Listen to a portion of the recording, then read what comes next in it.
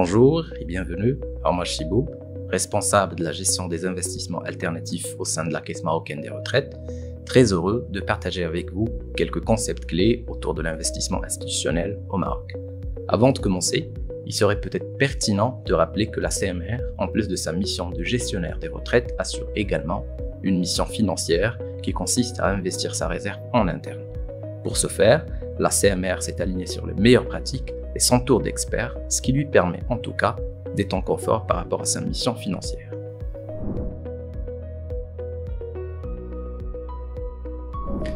Tout d'abord, nous retrouvons les caisses de retraite.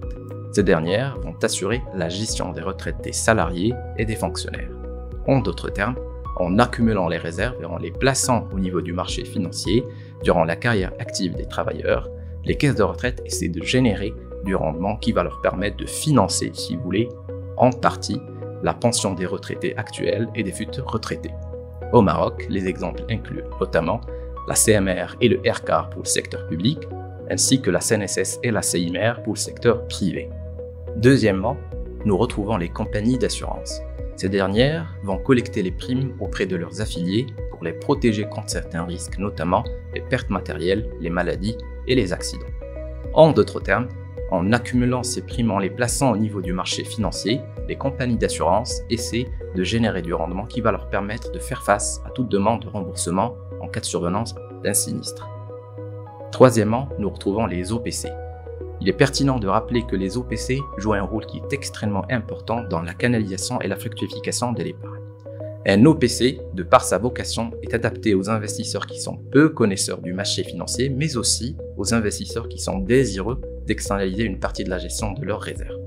Un OPC au Maroc peut prendre plusieurs formes, notamment un OPCVM qui est adapté au secteur ou au marché financier classique des actions, des obligations et des produits monétaires, un OPCC ou OPCR qui est dédié au financement des entreprises non cotées, et puis finalement un OPCI qui est dédié au marché de l'immobilier locatif.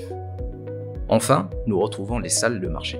Il est pertinent de rappeler que les banques jouent un rôle qui est extrêmement important dans le financement de l'économie, d'une part à travers la distribution des crédits, mais aussi à travers le développement d'une activité d'investissement d'une partie de l'épargne collectée et placée au niveau du marché financier, au niveau national et au niveau international. Donc cette activité d'investissement est domiciliée au niveau des salles de marché de différentes banques de la place.